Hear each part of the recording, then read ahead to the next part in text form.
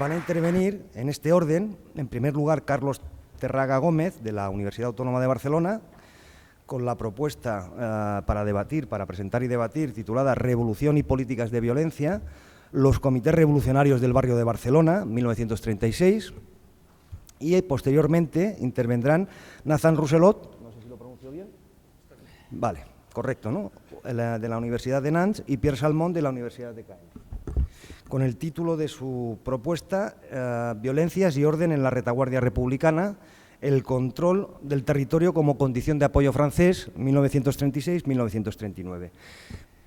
Pues, Carlos, cuando quieras, comienzas. Buenos días, buen día a todos y a todas. Al final parece que vamos a hablar más, así que también improvisaré un poco más. Pero mi idea es ir también dejando algunos, no solo hacer la comunicación, sino ir dejando algunos temas sobre la mesa de cara a un debate después posterior, porque creo que el tema es suficientemente interesante, hablar de la revolución, la sublevación y sobre todo estos primeros meses que yo hablaré desde el 19 de julio del 36 hasta octubre, hasta el 21 de octubre más o menos, que explicaré ahora por qué, pero serían esos 3 primeros meses de la guerra que dan mucho de sí y que creo que puede también generar un poco de debate, ¿no? Como presentación, yo realmente no estoy estudiando los comités de barrio en sí, sino que hago un análisis de la gestión municipal de la ciudad de Barcelona durante la Guerra Civil, en su completo, desde el 36 hasta el 39. Pero con mi tutor, Javier Rodrigo, que es de la Autónoma, al que tengo buena relación, intentamos sentarnos al principio y ver un poco qué podíamos tratar, qué podíamos abordar en la tesis. En un primer momento se intentó entender cómo desde la ciudad de Barcelona, desde las instituciones, en un primer momento, se gestionará la violencia de la guerra. Violencia entendida de diferentes formas, hay muchos tipos de violencia, pero si hiciéramos un gran resumen, en 2 grandes áreas tendríamos la violencia propia de la guerra, la que se hará de que Barcelona, como retaguardia de guerra y después como frente, será bombardeada y sufrirá diferentes vulneraciones relacionadas con la guerra en sí, con la propia guerra, y después aparte, en los primeros meses sobre todo, a partir de la sublevación y del vacío de poder que se generará con el colapso de las instituciones republicanas, en ese primer momento de frenesí, que se ha llamado historiográficamente en lo clásico, en la literatura clásica anarquista, el corto verano de la anarquía, etcétera, etcétera, pues también toda esa violencia revolucionaria que también sacudirá a la ciudad y que la sacudirá además con muchos protagonistas diferentes, ¿no? La historiografía en ese momento, cuando vemos el abarcable, o sea, lo grande que era todo el tema, vimos que para estudiar cómo se gestionaba la violencia, primero teníamos que saber quién la gestionaba. Entonces, poniendo el foco solo en las instituciones, en el Ayuntamiento de Barcelona, no era suficiente, ya que justo en estos 3 primeros meses de la guerra surgirán diferentes organismos en la ciudad, patrullas de control, comités revolucionarios de barrio, comités de empresa, etcétera, diferentes tipos de organismos que surgen, que también eclipsarán en gran medida el papel de la propia institución del ayuntamiento, sin querer entrar, porque estamos hablando a nivel local, sin querer entrar en lo que sea el Comité Central de Milicias Antifascistas o la Generalitat. Entonces, íbamos como cortando poquito a poquito, vale, queremos estudiar la violencia, pero ¿quién gestiona la violencia? Y una vez sabemos más o menos quién, vemos que no podemos simplemente cerrarnos en el ayuntamiento y vamos más allá de los barrios. Una vez entramos en los barrios, vemos que ese periodo de los 3 meses ya da suficiente de sí y entonces lo que voy a presentar ahora es más un resumen de lo que fue el inicio de la investigación relacionada con esos organismos que surgirán en la retaguardia de la ciudad de Barcelona, que surgirán en los diferentes barrios y que surgirán de diferentes maneras y que harán la gestión, focalizándonos en este caso en la violencia, pero que harán otra serie de baterías de transformaciones sociales en la ciudad. Me interesaba también que viniera el otro compañero porque hablaba de más o menos lo mismo, pero en Vallecas, y entonces había como una historia comparada entre lo que pasaba en Madrid y lo que podía pasar aquí en Barcelona, que seguro hay diferencias, pero también similitudes, y bueno, pues como no estás, tiraremos directamente en Barcelona. Una vez más o menos expuesto que lo que quiero tratar sería un poco comunicar el papel de la gestión de esos organismos municipales que surgen en la ciudad de Barcelona, en los propios barrios, teníamos que centrar el periodo de actuación. Si nosotros estudiamos la guerra civil en la ciudad de Barcelona, desde 1936, 19 de julio del 36 hasta el 26 de enero del 39, podríamos dividir 3 grandes etapas si nos centramos solo en lo que está pasando en la ciudad o, aunque también pasa en el resto, de, por ejemplo, Cataluña o en el resto de España, de la España republicana, centrándonos en la ciudad, ¿no?, propiamente. Entonces, dividiríamos 3 grandes etapas. La primera etapa sería del 19 de julio del 36 a octubre del 36, en un momento en que la guerra aún no ha entrado en una categoría de guerra total, que no ha entrado en sí propiamente la guerra a ser la guerra, como se conocerá más tarde, que ese vacío de poder genera unos debates en la historiografía, que ahora hablaremos, pero genera una serie de debates en torno a si existe o no una revolución, qué tipo de implementaciones o qué tipo de transformaciones sociales se llevan a cabo, qué tipo de violencia viene derivada, esa política de violencia que vendrá derivada de la propia revolución y qué consecuencias tiene la sublevación del golpe de Estado. Entonces esos primeros meses están marcados porque la institución municipal del ayuntamiento, basándonos ya digo en la ciudad, baja mucho su intensidad, no desaparece como sí que pasa en otros pueblos de la ciudad de Cataluña, estudiados ampliamente por Josep Antoni Pozo, que es el que estudia sobre todo el tema de la formación de los comités en toda Cataluña y su transformación a lo largo de la guerra. En Barcelona el ayuntamiento no desaparece porque es el ayuntamiento de la capital, porque está en la plaza Sant Jaume, cerca de la Generalitat, y porque la persona que estaba de alcalde, Carles Pi i Sunyer, en un primer momento, es una persona muy importante dentro del partido, dentro de lo que será Cataluña y será después durante la guerra como conseller de Cultura. Entonces, su figura hace que el ayuntamiento sobreviva y administrativamente el ayuntamiento sigue tirando, pero sí que es cierto que en esos primeros 3 meses, al romperse el poder, al repartirse armas y las estructuras de los diferentes sindicatos estar ya organizadas previamente y beber de esa fuga del poder, se generan también otros organismos en diferentes puntos de la ciudad. Esos organismos harán que los barrios, que históricamente tenían una figura de contrapoder contra la administración central, porque por diferentes reivindicaciones o por diferentes, sobre todo las periferias de la ciudad, siempre iban en contra o luchaban, tenían demandas sociales contra la propia institución, pasan a estar en primera línea, ya pasan a no ser el contrapoder en el contrapoder con la ciudad, con el propio ayuntamiento, sino que pasan a ellos dominar parte a parte en unos territorios muy delimitados lo que serán sus barrios o distritos, etcétera, ¿no? Eso en el momento en el que no se toma realmente el poder, en el momento, porque ahí podríamos debatir si fue una revolución completa o no, porque no se asalta ni se intenta acabar con las instituciones previas, en el momento en el que no se toma el poder directamente desde la base, se está empezando a reestructurar el poder. Entonces, en esos 3 primeros meses se genera ese corto verano de anarquía, pero a partir de octubre y sobre todo desde septiembre se empezará, y a partir de los diferentes decretos de la Generalitat, se intentará ir metiendo esos avances revolucionarios, esas nuevas legitimidades que habían surgido en los diferentes barrios representadas por diferentes sindicatos, por diferentes partidos, por diferentes personas, agentes, hombres y mujeres de la ciudad, que no tenían representación en las instituciones, ya que las instituciones venían del 1934, de las últimas elecciones que había habido, municipales. Lo que se intenta es, con los decretos de la Generalitat, intentar absorber todo ese capital revolucionario y ese capital que en ese momento antifascista, para cubrirlo en unas tesis de unidad antifascista y implementarlo dentro de las instituciones para volver a recuperar el poder institucional de la República.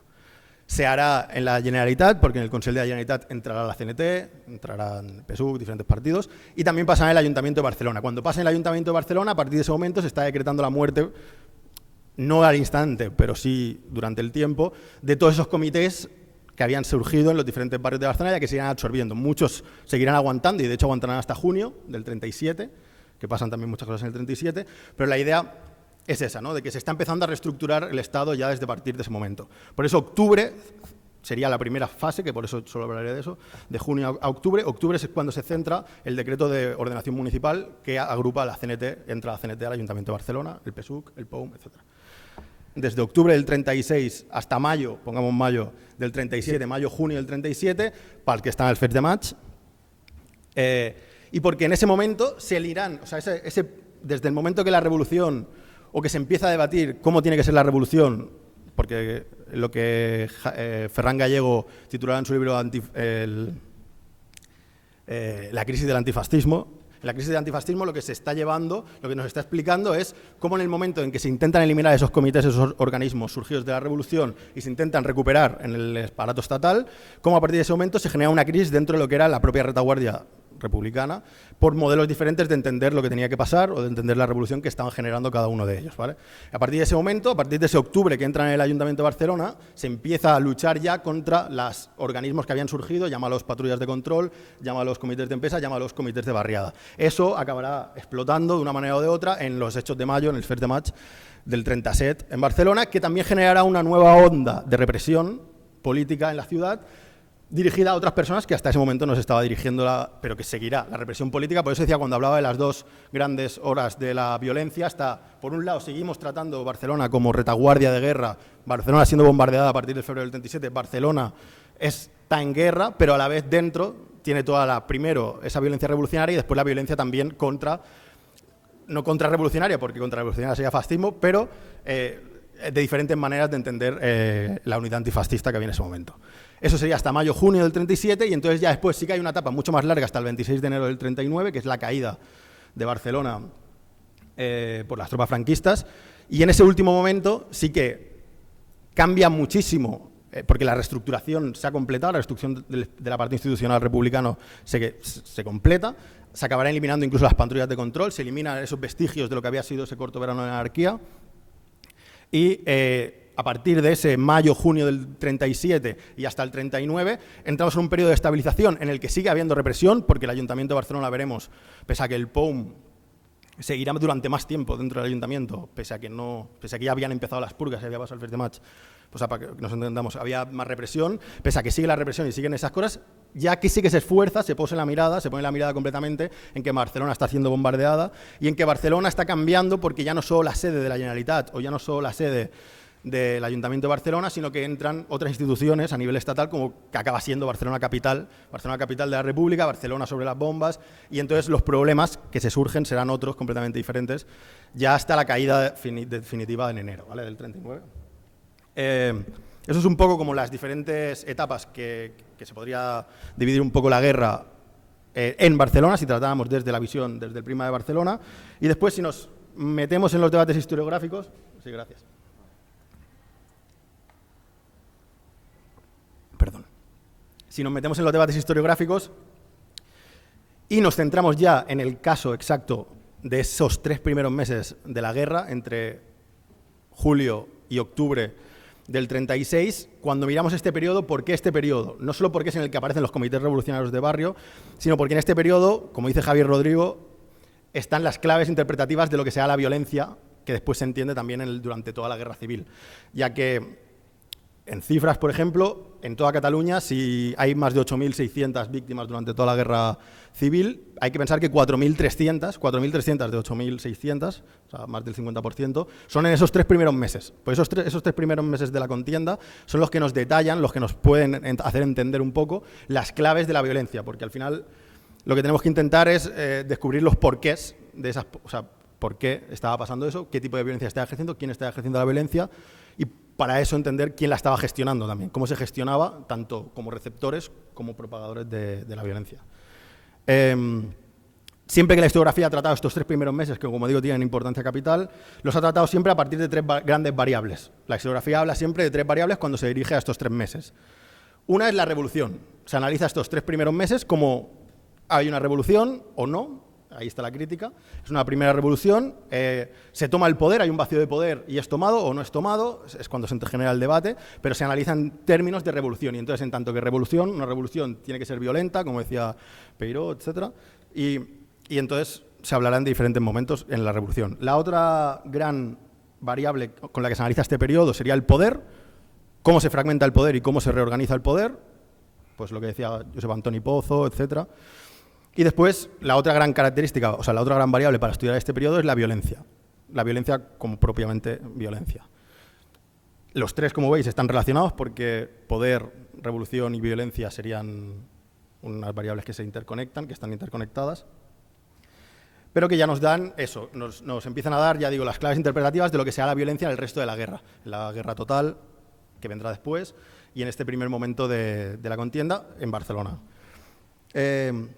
Aparte de eso, aparte de que la historiografía ha tratado estas 3 grandes variables y que intentaré ahora más o menos explicarlas, también lo novedoso, lo que se intenta aportar hablando de Barcelona, no es tanto intentarle dar una mirada simplemente local a la ciudad, sino entender que a partir del estudio de lo que pasa en la ciudad de Barcelona, en tanto que espacio urbano y en tanto que espacio que contiene a los agentes que generan diferentes cosas que están pasando, al final los sindicatos, los comités de barrios, las personas que estaban actuando dentro de un espacio determinado, eran de un espacio determinado, vivían en un espacio determinado con unas relaciones determinadas y eso lo genera la propia ciudad. Entonces es interesante los análisis socioespaciales de la ciudad de Barcelona para entender los barrios de la ciudad, como también las redes del trabajo, las redes de la familia, cuando se casaban, ¿de dónde venían?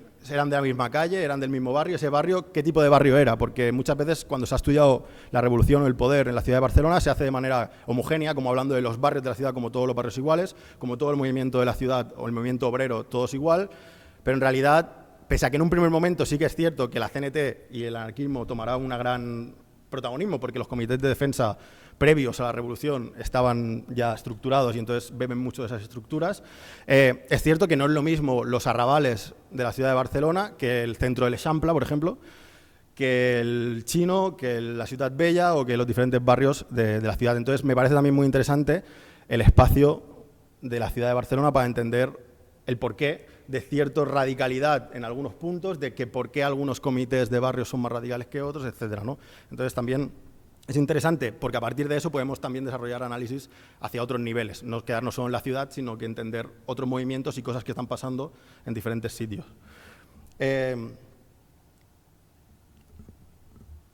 Entonces, un segundo. Bueno, llevas los 20 minutos que habías preparado. ¿20 minutos?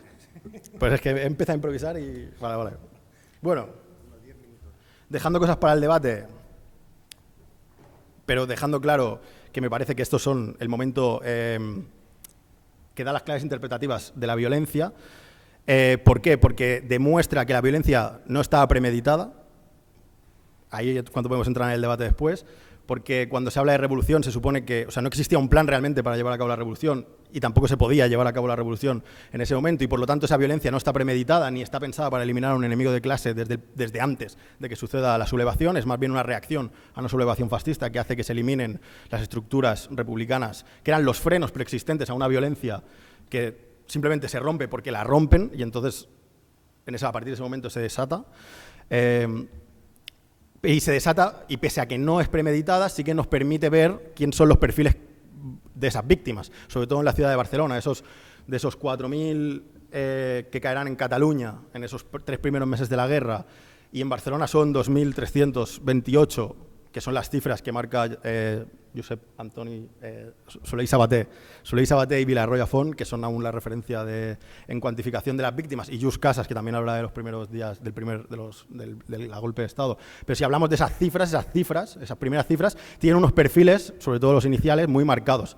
Eso no significa que no esté planificado o que esté planificado, sino que lo que quiero dejar a caer sobre el debate, sobre todo, es que es interesante que entendamos de dónde venían, dónde estaban los barrios, qué estaba pasando y sobre todo qué personas llevarán a cabo según qué cosas que no son incontrolados, como también ha dicho la historiografía clásica, ni son locos ni antisistemas directamente que quieren matar a todo el mundo, sino que están atacando muy claramente unos símbolos de un poder previo en un contexto en el que se está limpiando la retaguardia de dos formas.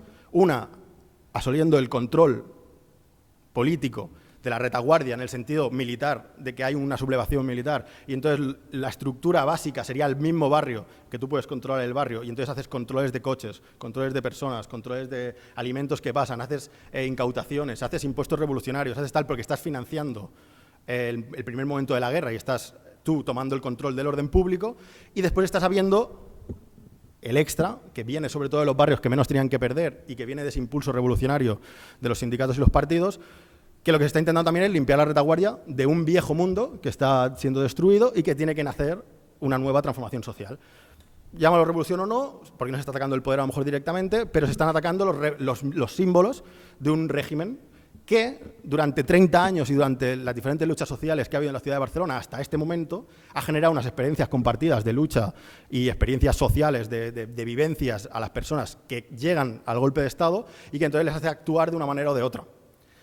Son luchas de que desde la canadiense habrá gente, sobre todo 30 años, tendríamos que mirar unos 30 años de experiencias compartidas que hacen que se tome a un lado o en otro, ¿no? La intensidad de esa radicalidad de la revolución y de esa violencia de purgatorio, por así llamar, de purgatorio de lo que era la vieja sociedad. Y entonces, ¿qué se ataca? Pues se ataca a la religión, o se atacará a la liga regionalista, o se atacan diferentes puntos que son concebidos como represores o que han reprimido a esos barrios, a esas personas de diferentes sitios, ¿no? No me quiero enrollar más, pero el tema sería eso. Decir que hay multiplicidad de procesos a la vez que están pasando y que tenemos que tener consciente de estas contingencias. Y no he hablado mucho de los comités de barrio, pero rápido surgirán en todos los barrios de Barcelona, nacen en un primer momento como una estrategia defensiva, como una huelga inicial que harán los diferentes sindicatos en contra de la sublevación que está pasando en ese primer momento. Se genera una federación de barricadas que lo que hace es que se activan todos los comités de defensa que estaban inactivos o latentes desde 1934, desde que la CNT había acabado sus maniobras previas del 32, el 33, sus diferentes insurrecciones. Se intenta marcar un nuevo modelo de revolución que sería a partir de unos comités y de unos informes en los barrios para generar una red interna del partido, o sea, del sindicato. Cuando empieza la guerra se aprovecharán esas estructuras, más las de los diferentes partidos, pero también del Front d'Esquerra. Los diferentes comités que había habido ayudando a las elecciones para el Front d'Esquerra también participan en diferentes barrios. También las juventudes libertarias de la CNT, la FAI, diferentes elementos. Todo eso serán las estructuras que se generarán junto a diferentes activistas vecinales, simplemente los diferentes barrios participantes, y junto a diferentes tipos de personas y personalidades, que es lo que más ha estudiado en el tiempo. Y esos configurarán esos órganos de poder autónomo que surgirán en los diferentes barrios de la ciudad, naciendo de unas estructuras previas, pero no únicamente de la CNT, pero claro, en la ciudad de Barcelona sobre todo, muy importante la CNT, pero también eso de diferentes partidos, diferentes tal, que generarán toda esa batería, ya digo, primero de control de orden público, que vendrá acompañado con otros organismos como las patrullas de control o los comités de las empresas, pero a la vez empezarán a implantar una serie de mejoras y una serie de transformaciones sociales en los propios barrios de los que ellos son miembros y de los que ellos creen que pueden mejorar las cosas, limitando alquileres, etcétera, etcétera. O sea, irán pasando diferentes cosas, culturas, y miramos Solidaridad Obrera, casan a... La gente se casaba en los comités de barrio, etcétera, etcétera. No pasan a ser realmente esos órganos, abandonan esa idea de contrapoder contra el ayuntamiento y pasan a ser esos órganos realmente de poder de la ciudad, ¿no? Estructurados. Después ya digo que se eliminará, pero he hecho un resumen muy rápido de los comités, luego en el debate lo hablamos más, pero ya se acaba. Y gracias por gracias por estar.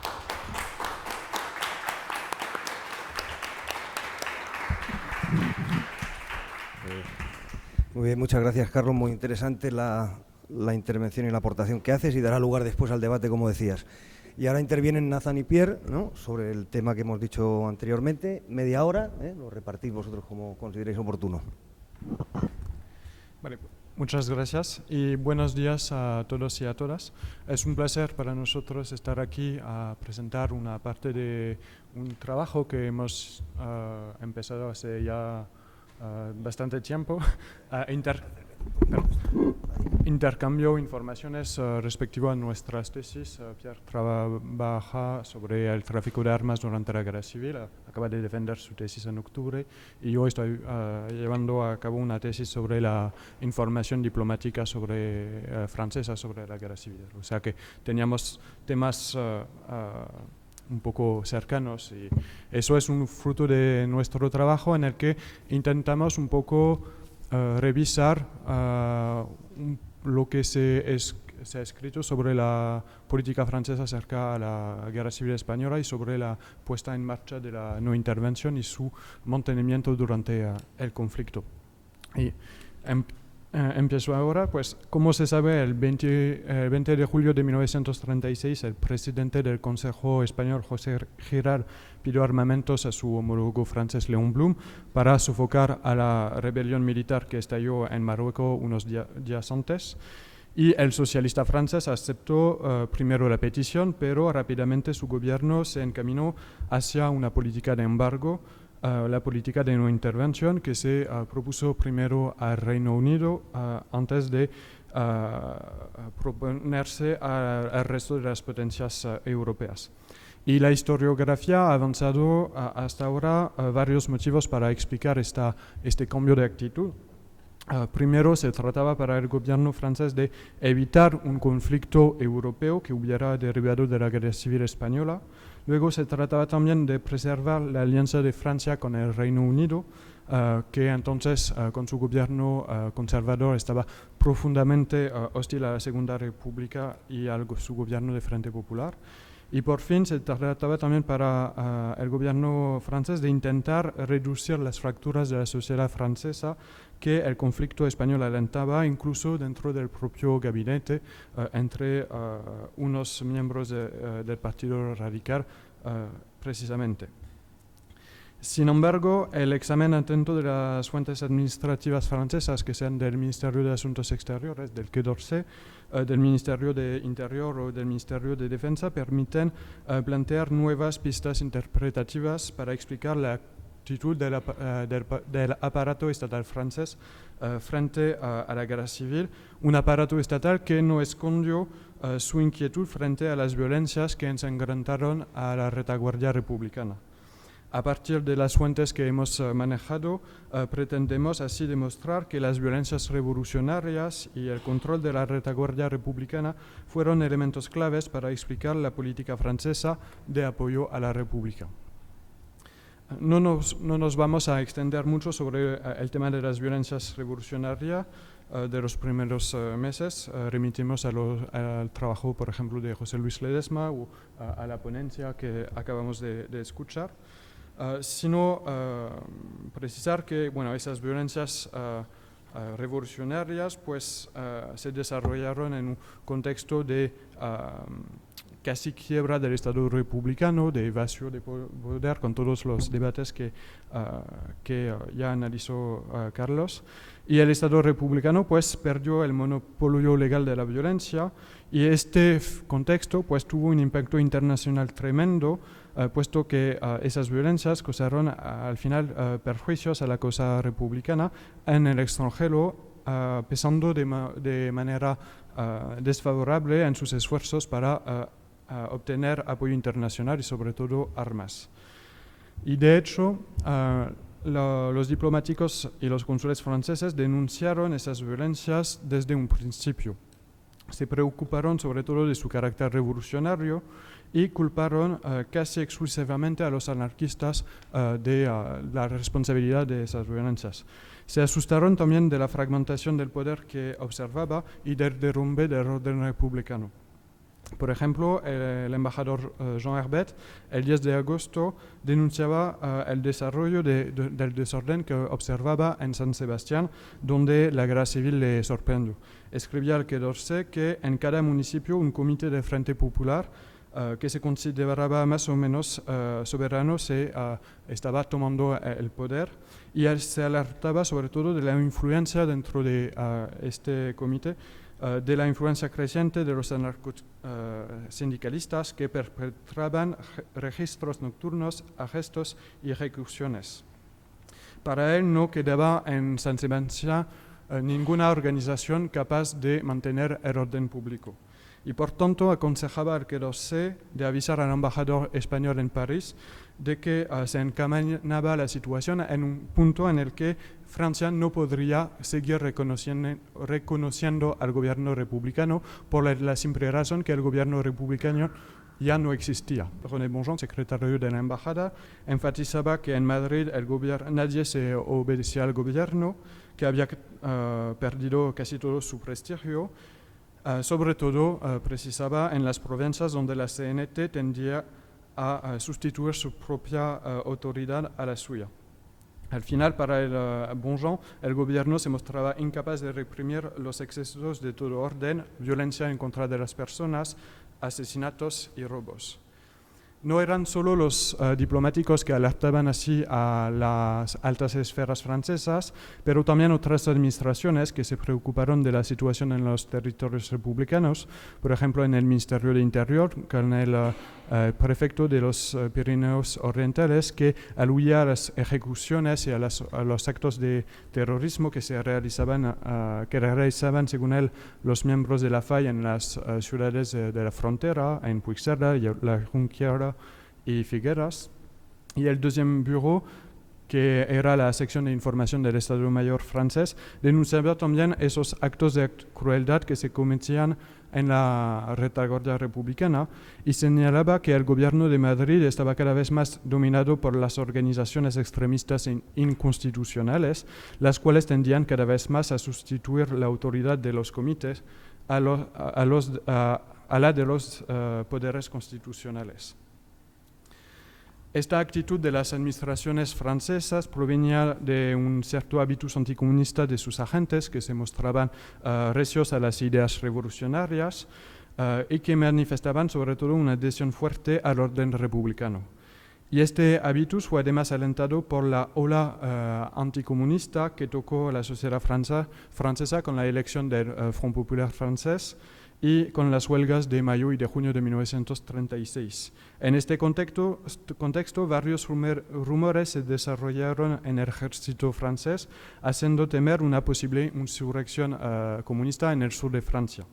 La guerra civil española y las violencias de la retaguardia republicana pues alimentaron el miedo al contagio revolucionario a través del Pirineo.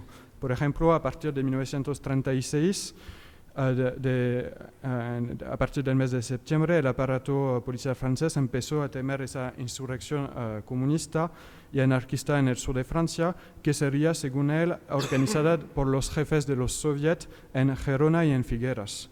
Y esos rumores tenían similitudes con los discursos contrarrevolucionarios que las derechas españolas habían difundido meses antes, con, por ejemplo, las falsas instrucciones revolucionarias del falangista Tomás Borras, que pretendía que Largo Caballero en la primavera de 1936 estaba preparando una insurrección comunista.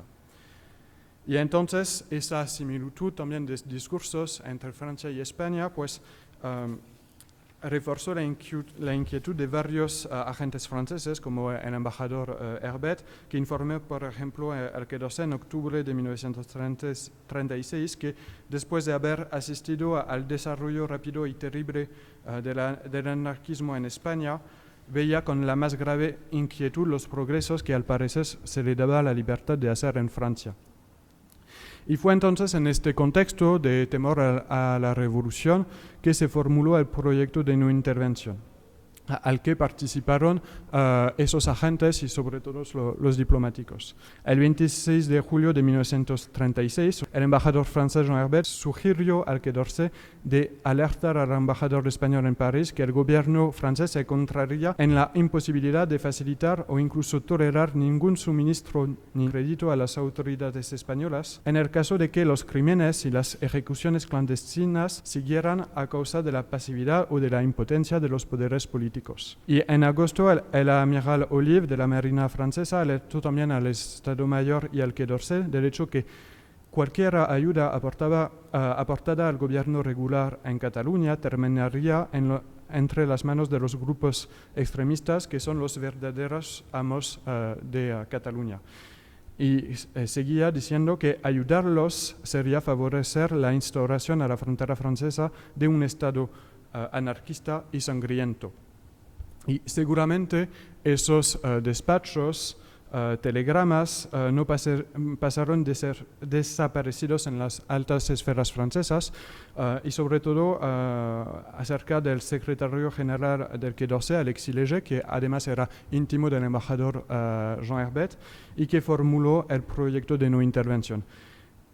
Y se puede suponer que también no pasaron desapercibidos para el propio jefe del gobierno francés, Léon Blum, que recibía cada mañana extractos de la correspondencia diplomática y que había sido ya asustado por la movilización de las masas obreras durante las huelgas de mayo y de junio de 1936. Y de hecho, el líder socialista se sumó rápidamente al proyecto de no intervención y su voto el 8 de agosto fue decisivo para la instauración del embargo. Y ahora dejo la palabra a Pierre. Pues antes de todo, buenos días a todas y todos y gracias por la organización del Congreso. Os pido también perdón por mi castellano, que a veces es un poco torpe, lo siento mucho. Y voy a empezar, hablaré ahora de la relación entre el tráfico de armas y el respeto de la legalidad republicana. El apoyo al bando republicano llegó a condición de que el envío de material de guerra se hiciera dentro de los límites de la legalidad republicana, tanto en España como en Francia. Durante el conflicto, los republicanos debían cumplir una serie de formalidades legales para que el material de guerra pudiese cruzar la frontera francesa. Esta interpretación restrictiva de la no-intervención por parte de los franceses fue puesta de relieve unos años después por el antiguo ministro del Aire francés Pierre Cot, quien prefería presentarse como jurista en vez de contrabandista cuando se trataba de enviar armas, mejor dicho, aviones a la España republicana. Lo mismo ocurrió con Gaston Cousin, el responsable casi oficial del tránsito de armas en Francia, que dijo que la ayuda a España siempre incurrió a transacciones de apariencia legales, siempre. Frente a la postura del gobierno galo, el contrabando de armas como práctica totalmente ilegal parece un verdadero proyecto político a favor de la revolución. El aumento del contrabando vinculando con la guerra civil condujo a un control cada vez más estricto, control que se vio reforzado además ante el miedo a disturbios políticos internos en Francia. Como el comunista Jean Jérôme, alias Michel Feintou, evidenció un control francés que sofocaba toda ayuda francesa a la República Española al principio de la Guerra Civil. Varios informes del aparato legal francés lo confirman. Por ejemplo, entre todos ellos, el comandante Guy Schlesser describió una vigilancia perfectamente organizada en los 120 kilómetros de la frontera que dividen Francia y España en la zona este de los Pirineos. En Perpiñán, el departamento de los Pirineos Orientales, los riesgos de disturbios, entre comillas, llevaron a un control muy estrecho de la venta de armas.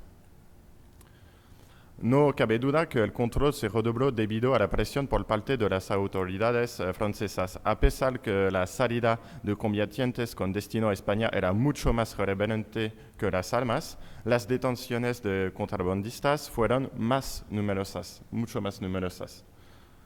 Inquietos ante la Revolución Social Española, los gobernantes franceses hicieron prevalecer una ayuda controlada y canalizada y claramente condicionada al regreso de la legalidad estatal dentro del bando republicano. Digamos que la disolución del poder estatal durante las primeras semanas de la guerra civil preocupó a la mayor parte de los gobernantes franceses, alejando cualquier perspectiva de ayuda militar de gobierno a gobierno. A principios de octubre de 1936, una comunicación del agregado militar francés Henri Morel lo expresaba claramente. Con comillas, no es un gobierno de izquierda, ni siquiera de extrema izquierda. Subrayado. Es una anarquía sin límite. Todo se usa, todo se estropea. Tanto las ametralladoras mal cuidadas, como los coches que andan sin aceite, o las máquinas de café expreso. Bueno, despreocupación, pereza, gusto por el desorden. Es triste, pero este pueblo no quiere morir por su libertad. Así no se puede hacer nada. Para justificar una ayuda exterior, hace falta que él mismo quiera defenderse. Fin de cita. Dentro del bando republicano, ante estas impresiones, se realizaron muchos esfuerzos con el fin de restablecer la legalidad estatal. Tal fenómeno afectó a todos los aspectos de conducta militar y política de la guerra. Atañó especialmente a la organización de un nuevo ejército republicano, el Ejército Popular, que debía sustituir a las milicias políticas, muy poderosas después del inicio del conflicto. Así pues, los partidos moderados se enfrentaron directamente a los particularismos políticos y regionales que competían con el gobierno central, especialmente a los grupos de extrema izquierda y los gobiernos regionales, como aquí en Cataluña. En este contexto, el Partido Comunista Español apareció como aliado de primer orden de los partidos más moderados, como el Partido Socialista, por ejemplo. Esta política se redobló gracias a una promoción externa de la reconstrucción del Estado.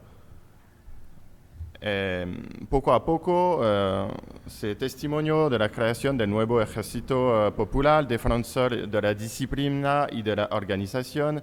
Eso ocurrió con los eventos de mayo 1937, cuando una guerra civil dentro de la guerra civil opuso varios protagonistas del bando republicano. La historiografía ya ha demostrado cómo el apoyo francés se limitó esencialmente a la apertura de la frontera para facilitar el tránsito de armas procedentes en su mayor parte, pero no solo de la Unión Soviética. Reducida y tardía, la ayuda francesa fue condicionada por factores diplomáticos bien conocidos y descritos por la historiografía. Sin embargo, existían otras razones que se añadieron a las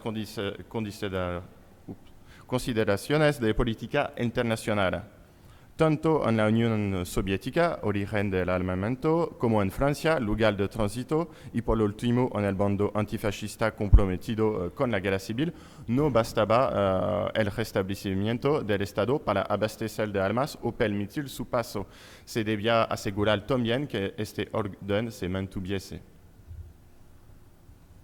Junto a las motivaciones económicas o diplomáticas que animaron a Rusia a ayudar militarmente a la República, también existieron factores políticos.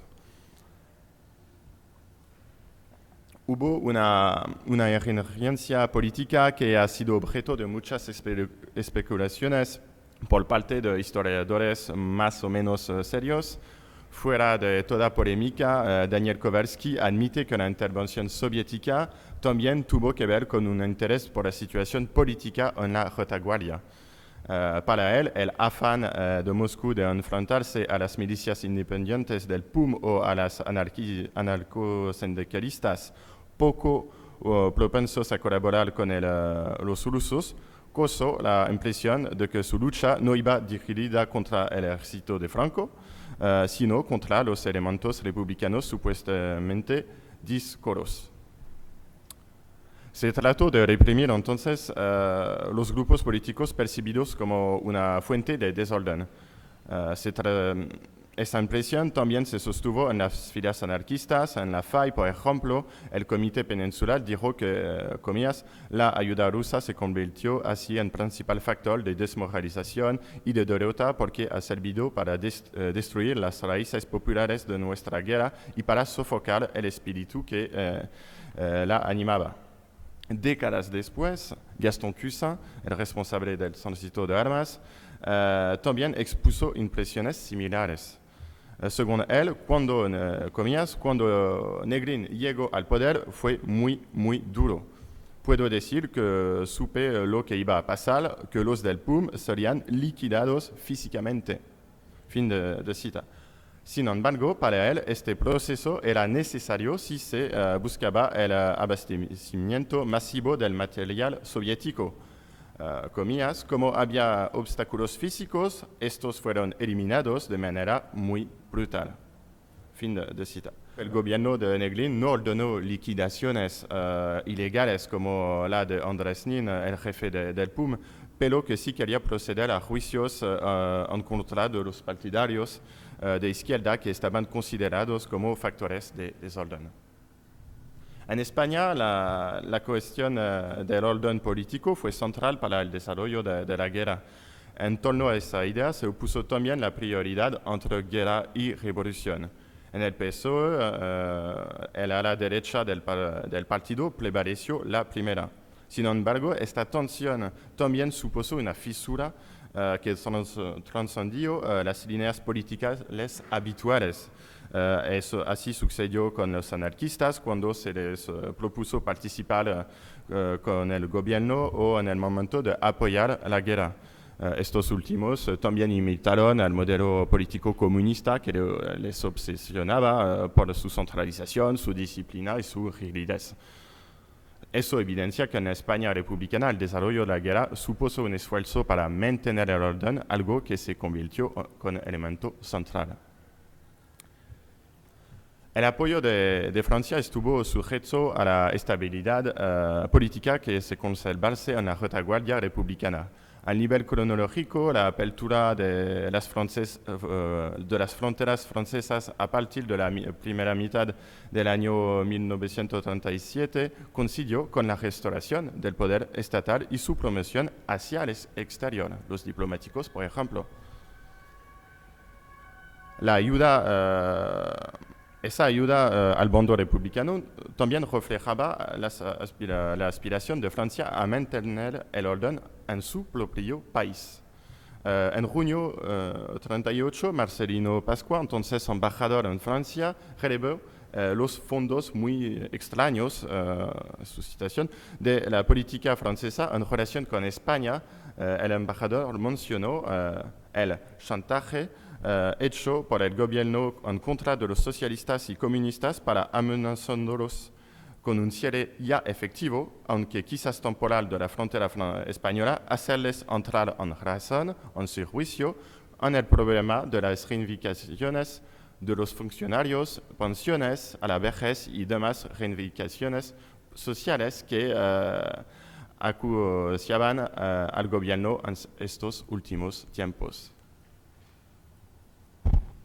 Según Gaston Cousin, la participación de los comunistas franceses en el tránsito de armas buscaba beneficiarse de su eficacia, lo que Cousin no paraba de comparar con la indisciplina de los anarquistas. Asimismo, consideraba que la labor de estos últimos debía canalizarse considerándolos como peligrosos y no actuaban de acuerdo con el gobierno francés. ¿Por qué entonces colaborar con un grupo tan mal percibido? Hasta el mes de abril de 1938, el Partido Comunista francés formaba parte de la alianza del Front Populaire francés. De hecho, desde hace años este partido había normalizado su participación en la vida política. Mientras tanto, en España los comunistas actuaban como partidarios pragmáticos de la pequeña burguesía y del campesinado, que veían como posibles elementos contrarrevolucionarios y cuyas demandas debían ser satisfechas si se quería ganar la guerra por completo. A fin de cuentas, aparecían como actores políticos más moderados que otros grupos de extrema izquierda que asustaban tanto al gobierno central español como al francés. Para concluir, en esta contribución se puede ver cómo los factores ideológicos y políticos constituyen cosas adicionales a los factores diplomáticos y militares. La restauración del poder del Estado central fue fundamental tanto en España como en Francia o en la Unión Soviética, a pesar de que la definición del concepto de orden variaba según las administraciones. Cabe subrayar que esta cuestión creó divisiones que se extendieron más allá de los países o de los partidos políticos, a pesar de que se puede afirmar que la mayor parte de los círculos decisorios compartían el mismo temor a las masas incontroladas. En definitiva, la importancia que el gobierno francés dio al respeto al orden en la retaguardia roja permite explicar desde otro ángulo la irregularidad y el distanciamiento desde que se proporcionó su ayuda. Gracias por escuchar. Ahora se trataría de establecer un debate, todo aquello que habéis dejado de alguna forma en vuestras intervenciones y que puede suscitar debate o discusión o como queráis llamarlo. Gracias. Bien, en primer lugar, me ha parecido muy interesante la intervención de Nathan y Pierre, y justamente por el interés me ha suscitado a lo largo de ambas intervenciones algunas preguntas. No voy a formularlas todas para no desviar excesivamente el debate o apartarlo de otras intervenciones. Por tanto, voy a formular solo algunas preguntas. En primer lugar, evidentemente se deduce de las citas que habéis leído algunos sesgos determinados por cuestiones ideológicas, políticas en los informes de diplomáticos y otros funcionarios. Pero más allá de lo detectado a partir de las citas que habéis utilizado, ¿cuál es el grado de distorsión, de exactitud, cuando existe exactitud, ¿no? Y cuáles son los factores diferenciales que pueden aparecer, sobre todo cuando la explicación es poco acorde con lo que la historiografía nos permite conocer sobre los acontecimientos, sobre todo de esos primeros meses, ¿no?, de la guerra civil. Y la explicación, si es que hay más de una, porque entiendo que los actores que intervienen en la elaboración de esos informes son distintos, ¿no? Si hay una gran homogeneidad, si hay diversidad, si hay por tanto, motivaciones o prejuicios distintos, ¿no? Esto, una pregunta. La siguiente sería si a lo largo precisamente del proceso de restablecimiento de la autoridad de las instituciones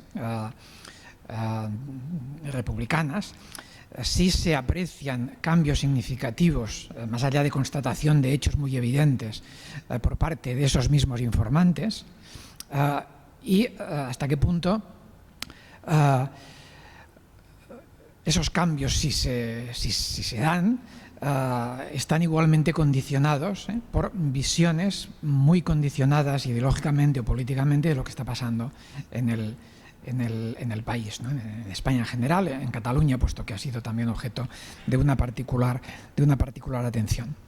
En todo caso, deduzco, pero me gustaría que lo confirmarais, ¿no?, que la influencia finalmente de los pasos que se dan en la restauración de la capacidad de control de las instituciones gubernamentales tiene un efecto, sí, pero un efecto limitado finalmente en la política adoptada por Francia, interviniendo ahí factores internos de la política francesa y también la visión, bueno, pues de un conflicto, de una confrontación ideológica política que trasciende estrictamente el escenario español y el escenario francés, ¿no?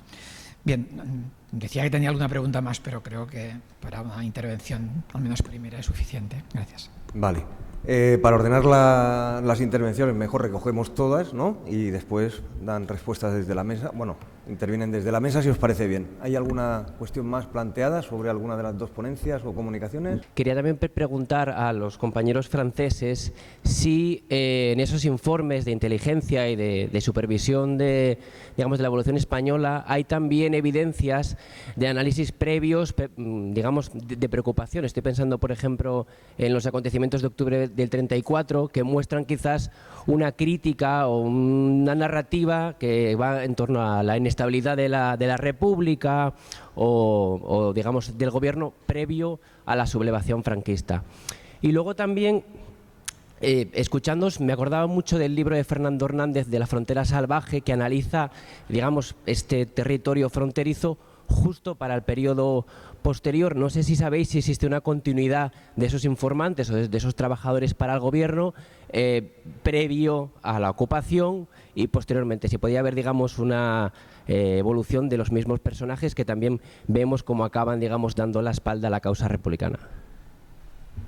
La historiografía ha puesto siempre de relieve, digamos, que la actitud francesa respecto a la política de no intervención pues venía muy condicionada por la actitud británica. En definitiva, este elemento como fundamental. Y aparte de que preguntaros sobre la cuestión a vosotros, concretamente lo que os quería formular es en la documentación que habéis trabajado, ¿hay algún tipo de referencia en algún momento sobre lo que opinaban los británicos, sobre lo que decían? Es decir, que se pudiera deducir que también, aparte de lo que habéis señalado, que además tiene toda la lógica y toda la consistencia, nos da fuerza a explicar la posición diplomática, que por otro lado casi siempre es muy conservadora respecto a digamos, las políticas internas, ¿no? Si había algún tipo de referencia sobre sobre la Gran Bretaña, para decirlo así de forma más genérica. Hola, sí, buenos días. Yo era para darle el protagonismo que merece también Carlos con el tema de Madrid, además en ausencia de Fernando Jiménez, el compañero de Madrid que no ha venido y que yo sí que he leído con interés sus escritos, pues sí que evidentemente hay bastantes paralelismos, con la salvedad de las organizaciones políticas, que en Madrid no hay, obviamente, que en Barcelona sí que hay, y también el grado de importancia que pueda tener la CNT aquí en Barcelona y que en Madrid pues no es la misma, pero en la misma medida la revolución que se pone en práctica en Madrid, pues como bien has dicho, no era una revolución que estaba prevista y planificada previamente, sino que pues se desarrolla en virtud de la toma de las armas de los obreros para defender la legalidad o para oponerse al golpe. Ahí habría también su debate, qué grado de implicación hay de los obreros de defender la legalidad republicana o de directamente pues es que se oponen al golpe desde la huelga general y demás, y cómo esos comités van a hacer toda una serie de, digamos, van a atribuirse o van a autoatribuirse una serie de prestaciones a la sociedad, desde los abastecimientos al tema también de la represión y de la violencia, que evidentemente también esos meses primeros del fragor revolucionario, podríamos decir, y también de la resistencia frente al golpe, de un golpe que se está oyendo desde el primer momento, una represión tan brutal que viene desde las zonas ya donde ha triunfado ese golpe, sea Badajoz, sea la represión brutal de esa columna de la muerte, y bueno, todo eso llega a la retaguardia republicana, a Madrid, igual que llegan las noticias de Aragón o Barcelona, y eso también pues hace o anima o incentiva esa represión y esa violencia tan brutal. En Madrid también hay muchísima represión en ese verano, y que llega hasta la culminación de los hechos de noviembre, justo cuando llegan las fuerzas franquistas a la ciudad universitaria y al río, o sea, a lo que es ya casi Madrid, que defienden las brigadas internacionales recién llegadas, y que pues que provocan esos sucesos de paracuellos, traslados de presos y demás. Ese periodo pues es el de mayor represión, que luego pues evidentemente por un lado el gobierno republicano sí que ayuda a aplacar a la hora de limitar esos comités, esa acción represiva de los comités y demás, y que yo creo que sí que es muy interesante ese paralelismo. Muchas gracias. Yo quería preguntarle a Carlos, que ha comentado el papel del alcalde Carles Pi Sunyer como fundamental para que no desapareciera el poder del Ayuntamiento de Barcelona en la ciudad. Si podrías desarrollar un poquito más esto.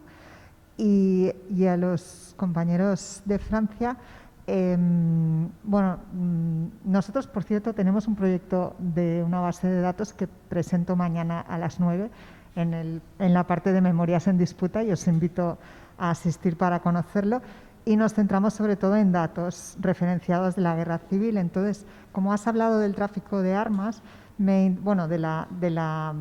transporte de armas de Francia a España, me gustaría saber si puedes precisarnos datos de exactamente qué ayuda prestó Francia a la República Española en esos primeros momentos de la Guerra Civil en que sí que se prestó ayuda.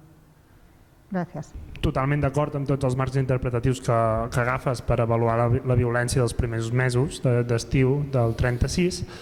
I et volia preguntar si amb el Javier havíeu plantejat la idea de posar un eix interpretatiu de centre-perifèria en tant que Barcelona capital, tenint en compte que en les mateixes dinàmiques de locals també existeixen certs contactes entre el que vindria a ser Barcelona capital i les seves rodalies.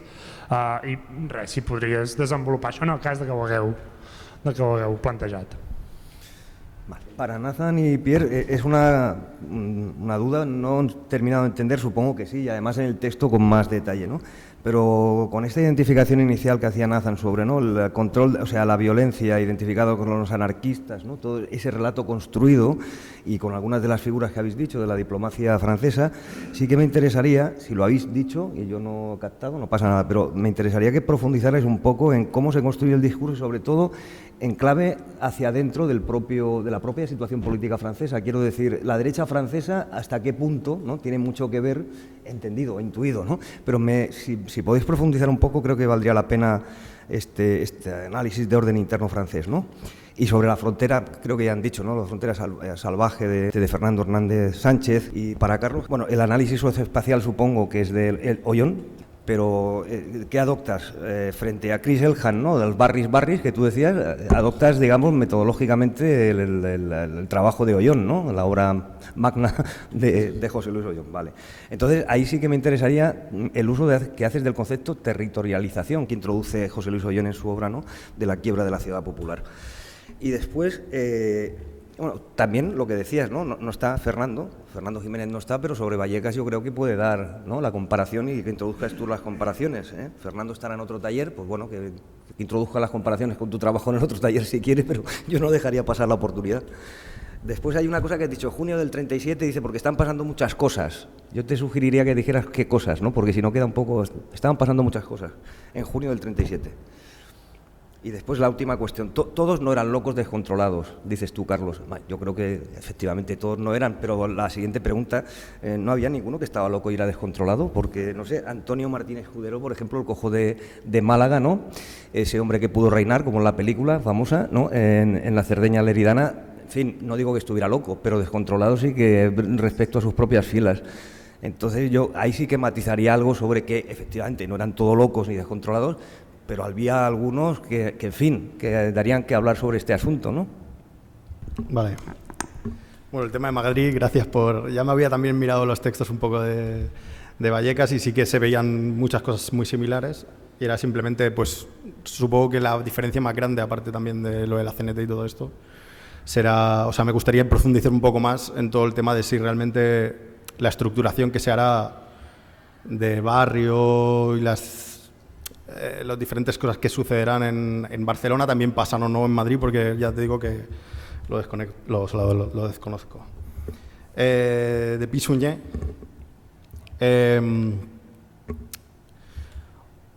igual que yo creo que igual que Lluís Companys será una figura interesante, presidente de la Generalitat, para que la institución se mantenga como tal, la Generalitat, y siga existiendo una legitimidad que era previa al propio golpe de Estado y que era la legitimidad salida del frente de las elecciones y de antes del 1 de octubre del 34, pero él encarnaba, por así decir, la institución y hace que la Generalitat se siente en una mesa a negociar con diferentes sindicatos, con diferentes partidos, con diferentes, y él representa en la institución.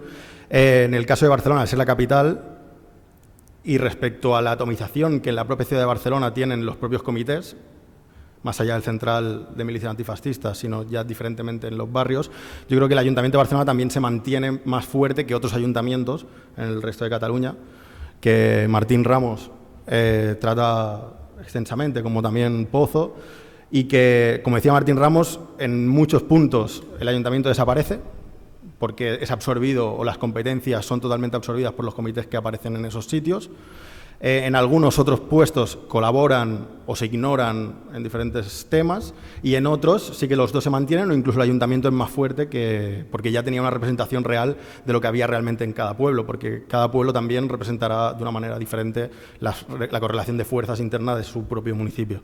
En Barcelona, aparte de que se atomizará mucho más, porque también la ciudad era lo que hizo yo, muy diferente realmente en la ciudad, sí que él también hace ese papel de Lluís Companys de decir, bueno, pero yo soy el ayuntamiento. Al principio, además, cuando muchos de los funcionarios se han ido, cuando no se sabe realmente qué está pasando, que hay cadáveres, que se escuchan las bombas y todo eso, él se mantiene ahí, en el despacho del alcalde, nadie va al despacho del alcalde tampoco a quitar el poder, la cosa se mantendrá y poco a poco, entonces, simplemente después, yo creo que es interesante también el papel que hace. Después, ya enseguida, como he dicho antes, en el momento en el que no se toma el poder, porque no es lo que se quería, sino que la cosa sigue evolucionando y el Estado empieza a reestructurarse de nuevo, Pi i Sunyer y el Ayuntamiento intentará realmente también absorber muchas de las diferentes cosas que estaban generando los comités en el resto de la ciudad y también canalizarlo, hacer de canalizador como institución de las cosas que estaban pasando en la calle para poder reabsorber ese poder y esa legitimidad que había sido esparcida por la ciudad. Por ejemplo, los comités de barrios que también generaban milicias para ir a luchar al frente, el Ayuntamiento también genera sus propias milicias, como la Centuria, Carles Pi i Sunyer, que irá a luchar también al frente, etcétera. O sea, estamos viendo que lo que hace la institución es cambiarse primero al modo de hacer que están empezando a hacer la revolución en los comités y después poco a poco como encauza eso para volver a apropiárselo. Igual que la Generalitat con los decretos de Sagaró más tarde, etcétera, etcétera. Como lo que se intenta es apropiarse de esas transformaciones revolucionarias dentro de la institución. Yo creo que Pi i Sunyer, aunque después en el 37 también se va y vendrá Hilari Salvador y vienen otros... se cambia el pleno y el ayuntamiento no funciona como funcionaba antes de la República y durante la guerra también va evolucionando, pero sí que en ese papel central, en ese día 1 de que todo caía y todo no se sabía, él se mantiene y hace que el ayuntamiento también se aguante. No sé si he contestado. Y después, sí, cuando me refería a los diferentes debates, me he dejado muchos por mencionar, José Luis Martín Ramos, Pozo, el Cruells, a otros más clásicos, menos clásicos, un poco se desarrolla todo, pero sí que en lo que es el espacio de la ciudad y sobre todo el espacio de la ciudad en la ciudad de Barcelona, es Elham, tiene sus cosas, y después está también Ollón, que para mí lo conocí hace poco además en persona, que no lo conocía. Existe, sí, la UCD. Y estuve aquí en un curso en el MUBA con él de la ciudad, solo de Ciudad de Barcelona, y entonces lo malo de la quiebra popular y de sus libros es que se acaban justo cuando empieza la guerra, y entonces deja un poco siempre, o sea, se presenta a todos los comités, se presenta todo, pero por desgracia no sigue un poco más, podría haber 3 años más de... Luego vuelve. Te ayuda a la... Claro, sí. A perspectivas largas, ¿no? Que no son habituales en el análisis de la guerra. Y en ese sentido es eso, Ollón como referente, que es el que intentábamos también con Javier trasladar al análisis de... Porque en realidad yo no estudio, o sea, en la tesis actual no estoy generando, o sea, no hablo de los comités de barrio ni de la violencia. Es más allá, en realidad es la gestión municipal de la ciudad de Barcelona ante la guerra, la gestión municipal de todo, de la violencia, pero también de los alimentos, del agua, de diferentes cosas que pasan y cómo se gestionan desde la ciudad. En ese sentido son mucho más útiles los análisis socioespaciales de Ollón para entender cómo se componía realmente esa ciudad, o sea, de qué estaba compuesta, porque el espacio, la gente que vive en él, de dónde viene, qué edades tenían, cómo se relacionaban entre ellos, lo que he dicho un poco antes, cómo se movían dentro de la propia ciudad, ya no solo en el exterior, sino dentro de la propia ciudad. Esa es la base para después también entender las cosas que pasan. Y no he parlat al Javier del tema centre-perifèria sortint de Barcelona, perquè realment està tot molt enfocat a la ciutat, i sí que he parlat del centre-perifèria dins de la ciutat, o sigui, el centre-perifèria i la ciutat, les perifèries, Santa Coloma també, arribant Santa Coloma, Sant Adrià, o sigui, el que seria l'àrea metropolitana, però no l'àrea metropolitana que entenem ara, sinó los que seran los arrabales, marcados mucho por José Luis Ollón allà, però realment m'ha semblat interessant, sí que he llegit molt al José Luis Martín Ramos i tot això, que sí que desenvolupa tot més una idea que surt de la ciutat, perquè realment el moviment existia i als pobles on no s'arribava se sortia i hi havia aquest moviment per la ciutat, i és interessant, li diré ja veurà què em diu, seguro que me dice que no, però...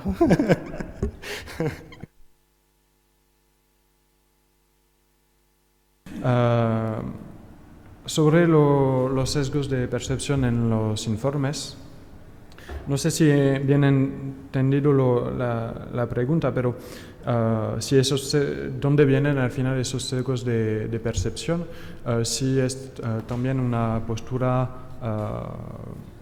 de una homogeneidad conservadora dentro de esos cuerpos. Voy a hablar sobre todo del caso de los diplomáticos, que conozco un poco mejor. Hay una cierta homogeneidad social que viene de un sector peculiar de la sociedad, que sea más de las clases medias altas, de burguesía, pequeña burguesía. Desde este punto de vista sí que hay una cierta homogeneidad, pero desde el punto de vista político no se puede decir que todos son conservadores por definición. Hay varios posicionamientos políticos. Hay algunos que sí que son conservadores. Tengo prueba de algunos que están bastante ligados a algunos partidos de extrema derecha, como el Partido Social Francés, y eso claro que tiene una influencia sobre su percepción de los eventos, pero la mayoría de lo que parece son más cercanos de partidos que se enmarcan en la democracia liberal, cercanos del Partido Radical, o de partidos de centro y centro-derecha que solían gobernar con el Partido Radical antes de la elección del Front Popular. O sea que su posicionamiento mayoritario es eso, de un centro moderado, muy involucrado, con convicciones liberales bastante importantes, y su trayectoria cerca de la Guerra Civil Española sigue un poco la trayectoria de ese sector de opinión pública en Francia. O sea que este centro moderado de Francia, con la elección del Front Popular, con las huelgas de 1936 y con la Guerra de España, está un poco, se suma a la ola anticomunista que se desarrolla en Francia, que parte, por supuesto, de la extrema derecha, pero que gana hasta el centro moderado del liberalismo. Y un ejemplo bastante importante de esto es Jean Herbet, el propio embajador, que está bastante ligado al Partido Radical, que cuando gana el Frente Popular español en febrero de 1936 es bastante favorable al Frente Popular, que ve como un medio de reformar a España, evitando el periodo revolucionario, haciendo esas reformas, creando una clase media que permitiría estabilizar a España. Pero al principio está él un poco rechazando todo el discurso contrarrevolucionario que parte de la extrema derecha española sobre eso de la primavera trágica y todo eso. Pero a partir de mayo, cuando hay movimientos de huelgas importantes tanto en Francia como en España, más importantes en Francia, pero también en España, es cuando cambia un poco de actitud. Antes de mayo, el principal peligro para él es el peligro fascista, que ve la extrema derecha española ligada a la Alemania nazi, a la Italia fascista, pero a partir de mayo, cuando ya tienen miedo a las masas obreras y a las huelgas, pues es cuando empieza a poner en sus informes que el peligro viene de las masas obreras, de los comunistas y de los anarquistas. Y es cuando se hace un poco ese cambio de actitud. Y pues ese cambio de actitud, ¿dónde viene? Viene de esa propaganda de extrema derecha que desde la campaña de las elecciones de 1936 se ha desarrollado, y hay varios sectores que así poco a poco se apoderan un poco de eso. Otros como Jean Herbet que lo ponen lo miran con distancia, pero claro, cuando ya empieza la guerra civil, elementos como las supuestas listas negras que hubieran preparado los revolucionarios de Largo Caballero antes de la guerra civil, pues entonces tienen otra significación para ellos. La violencia revolucionaria parece como confirmar los elementos del discurso contrarrevolucionario, y es cuando ya se asume realmente este discurso contrarrevolucionario. Pero claro, ese alineamiento, porque eso va también con una postura más favorable a Franco, este alineamiento es coyuntural, Y cuando ya se desplaza un poco el temor a la revolución a partir de mayo de 1937, sobre todo con el gobierno Negrín, en el que no hay ni sindicalistas de la UGT ni anarquista, pues de nuevo cambian un poco las cosas. Una parte de los diplomáticos más conservadores siguen teniendo sus perjuicios. Es el caso, por ejemplo, del cónsul general de Francia en Barcelona, Jacques Pingot, que desplaza solamente un poco la denuncia de la violencia. Ahora no son los anarquistas, puesto que ya están reprimidos, sino los comunistas dentro de las checas del CIM, etc. Pero hay otros, como el agregado militar Morel, que señala al gobierno francés este restablecimiento del orden y el aspecto moderado del gobierno Negrín que se establece en ese momento. Y eso permite un cambio de actitud del gobierno francés con la nominación del embajador Éric Labonne en octubre de 1937, que presenta al gobierno Negrín como un gobierno de universitarios razonables, muy lejos de las masas sanguinarias de los primeros meses. Este cambio, claro, tampoco es la única, no solo se puede explicar por el restablecimiento del orden, también hay que focalizarlo en el contexto general, sobre la ayuda italiana y alemana, pero sobre todo italiana masiva acerca a Franco, que entonces de nuevo hace temer por los diplomáticos franceses pues la influencia fascista en España. Y es también algo que permite explicar el cambio de actitud. Pero claro, el historiador francés Pierre Laborie, que estudió la opinión pública, usa el concepto de jerarquía de preocupaciones para demostrar un poco esos cambios, diciendo que, y yo lo uso también en mi trabajo, porque al final es eso. Cuando hay el temor revolucionario es la principal preocupación, pero cuando desaparece, pues otras preocupaciones más antifascistas, porque hay una hostilidad hacia el fascismo dentro del cuerpo diplomático francés, pues ahora sí que puede influir sobre la política. Pero hasta que haya este temor a la revolución, pues el temor fascista pues es secundario. Sí, pues gracias por todas las preguntas. Para completar un poco lo que dijo Nathan. Sí, sobre el grado de distorsión, es verdad que lo de los diplomáticos también se averigua en otros medios. En los militares también hay unos que son a favor de la República Española, más moderados, y otros totalmente en contra, anticomunistas, y que eso contribuye a una distorsión en la medida de que hay una elección de la información. Se produce mucha información. Así que analizar, hablar, y también en la prensa de extrema derecha hablar del caso español, se habla del caso francés, se dice hoy España, mañana Francia.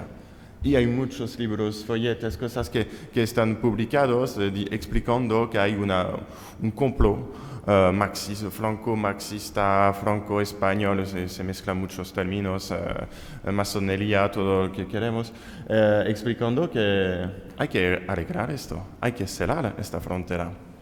Y una cosa es que a veces Leon Blum y otros gobernantes no creían este riesgo de complot, pero esta presión política existía y ha como favorecido un cambio de actitud francés.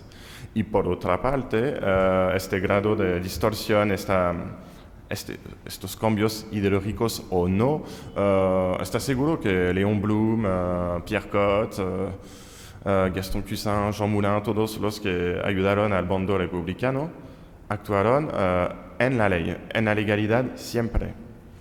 Y cuando estaban como vigilando a los que no actuaban en la legalidad, ¿fueron quiénes fueron los anarquistas, criminales y todas estas personas que no fueron moderados, que había un riesgo en la política interna, por ejemplo. Así que esta vigilancia y también persecución como de los contrabandistas y favorecer otro tipo de tráfico, eso parece muy ideológico.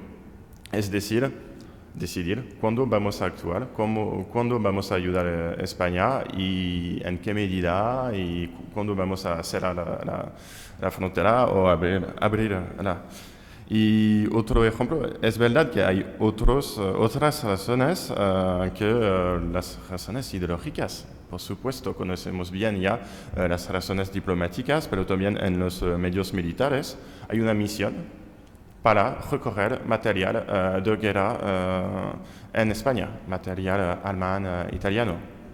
Y esta misión, claramente, hay una relación con ayudar o no ayudar a España. Y Henri Morel, el agregado francés, dice, hemos ayudado, ahora tenemos que abrir la frontera, tenemos que ayudar a los republicanos, no lo dice exactamente así, pero con sus palabras, y eso, por ejemplo, es una otra razón. Otras razones es también que el paso por Francia no era obligatorio antes de julio, más o menos, de 37. Antes se podía pasar por Mediterráneo, por la Unión Soviética, pero con los piratas italianos no fue posible y como no era cuestión para los soviéticos de pasar por el Mediterráneo. Y otra cosa es que la parte norte de España, con el País Vasco y asturianos, ha caído.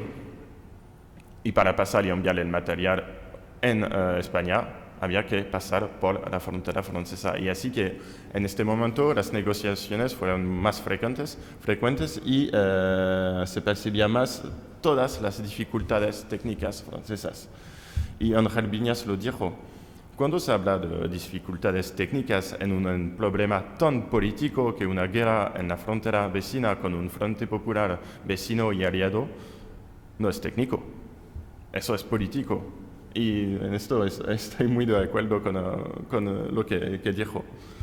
No sé si quieres hablar en el orden de las preguntas con la narrativa.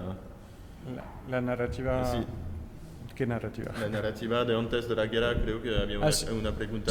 Sí. Bueno, había empezado a responder a eso, sí, que la narrativa contrarrevolucionaria que parte de la extrema derecha española, sobre todo a partir de la campaña de 1936 y que luego, después de la victoria, se tomaba más importancia.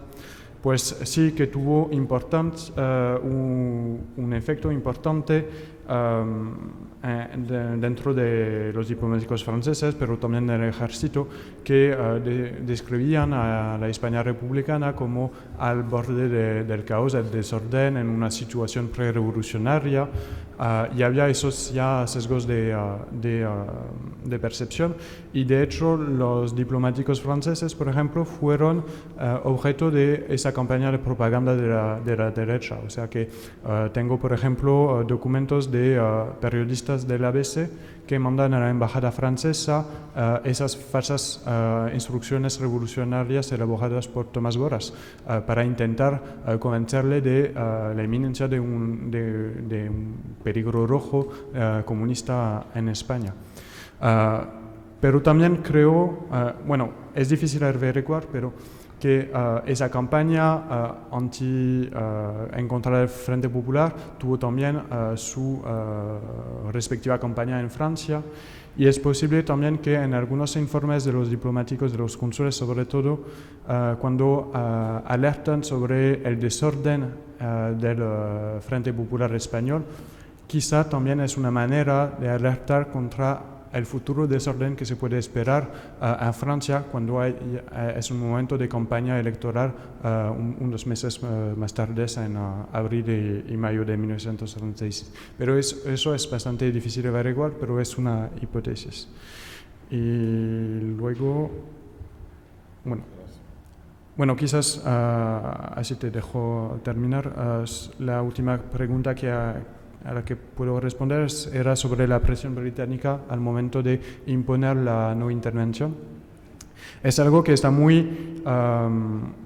se menciona mucho en la historiografía francesa y en la española, pero hubo bastantes debates en los años 70 en la historiografía británica que han relativizado esa presión británica.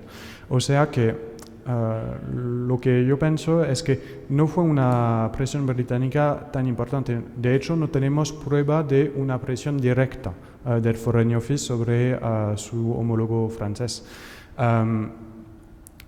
De hecho, cuando Francia propone el proyecto de no intervención a Gran Bretaña, al principio dudan los británicos. No quieren sumarse porque lo perciben como una actuación de Francia para involucrarlos dentro del conflicto español que ellos quieren alejarse al máximo.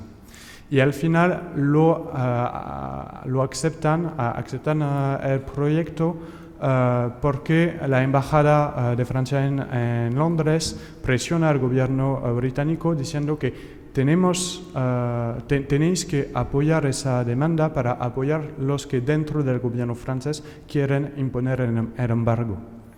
Y el 7 de agosto de 1936 hay una presión, esta vez del embajador británico en París, que visita a Delbos, el Ministerio de Asuntos Exteriores, y sí que ahora dice que si Francia se va del lado de los republicanos, pues eso puede peligrar un poco la colaboración con Inglaterra.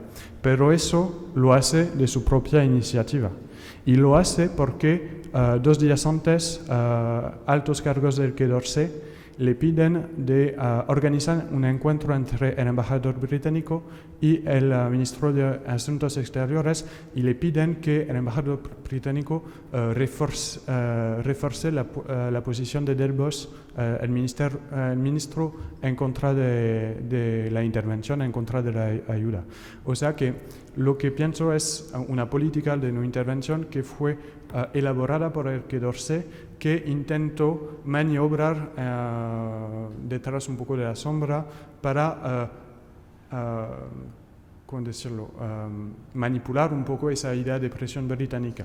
Y luego Léon Blum, él lo asume eso de la presión británica, de lo que parece, o los socialistas franceses creen que hay una presión británica cuando al revés es también maniobras del aparato estatal para hacerla más aceptable a los que quieren ayudar a la República. Claro, estoy totalmente de acuerdo y Léon Blum dijo, fue mi decisión proponer este plan de no intervención. Y a veces creo que también es una excusa. Hay el ejemplo de Georges Bonnet, ministro de los Asuntos Exteriores francés en 1938, y dice a los franquistas, de manera muy secreta, tenemos en los radicales un plan secreto. Vais a ver los ingleses, vosotros los franquistas, para pedir a los ingleses que hagan una presión contra el Quai d'Orsay francés, para que el Quai d'Orsay francés haga una presión contra el gobierno francés para cerrar la frontera. Es decir, que los propios ministros franceses piden a los franquistas que los ingleses piden a los franceses de cerrar la frontera. Es decir, que es un nivel de maquiavelismo un poco avanzado, pero bueno, es decir, que también es una excusa y creo que hay muchas personas que lo dicen de buena fe. Creo que es una cosa que se lee muchísimo, que no vamos a averiguar en las notas, en los archivos, porque tiene sentido. Pero leyendo las cosas más cerca de los archivos y viendo también la construcción de la memoria de este evento, parece que es una construcción más de los años 60, 70 en Francia. Esa idea de presión británica existió, por supuesto, pero no fue la presión británica que creó este plan de no intervención. Es nuestra idea. Creo que toda la gente no está de acuerdo, pero hay debates, pero bueno, tenemos archivos para demostrarlo. Y bueno, voy a seguir con las otras preguntas. En cuanto a la frontera salvaje, me gustan mucho sus trabajos y también en cuanto a la frontera salvaje. Pero no estoy totalmente de acuerdo con el título. Me explico. Es decir, que dice que hay una frontera salvaje y en su introducción que hay que domesticar esta frontera porque está salvaje, no hay control. Me parece que hay un control que desde hace muchos años, y también hay un sistema que funciona en sí mismo. Es decir, hay más agentes comerciales de aduanas. Están aquí desde décadas, quedan aquí y tratan con franquistas y antes República Española. Y también hay agentes para pasar armas o contrabandistas un poco profesionales, traficantes de drogas, hay cosas. Este ecosistema existe en sí mismo.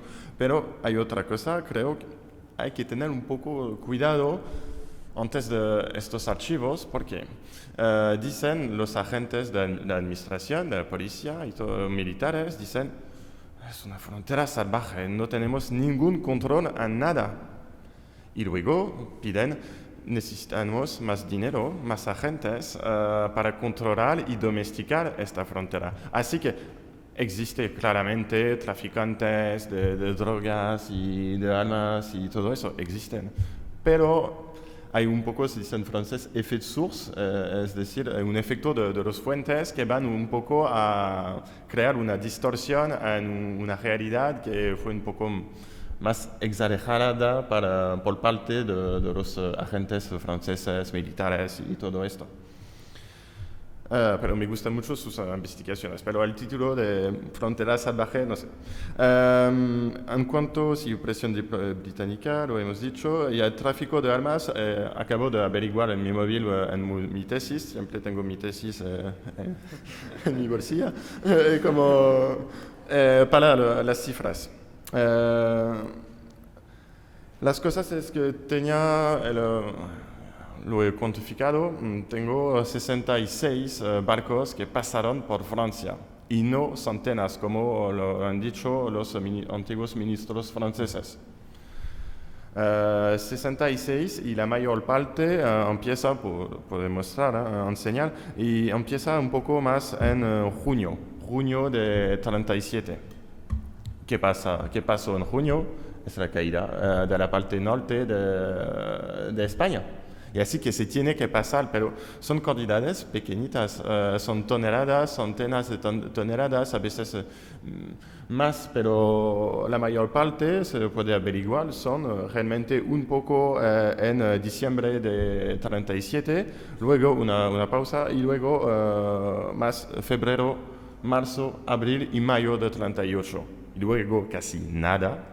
Y luego un poco al final del conflicto, pero demasiado tarde. Es decir, que en la primera fase del conflicto no hubo una ayuda muy fuerte de Francia. Y además no hubo una ayuda, pero no solo porque no se tenía que pasar por Francia.